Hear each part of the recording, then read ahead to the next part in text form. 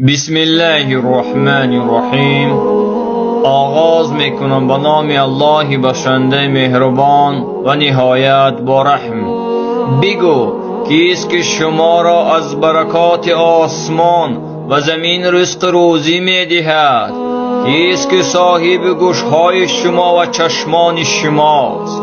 کیست که زنده را مرده و مرده را زنده بیرون میکند؟ کیست که امر آفرینش را تدبیر و اداره میکند؟ میگویند الله. پس چرا پرهیزگار نیستید؟ چرا از الله نمیترسید؟ سوره یونس آیت 31. الله اکبر، لا اله الا الله محمد رسول الله. پس از الله بترسید در حالی که شما به کارهای فساد رفته ایستادید. بسم الله الرحمن الرحیم.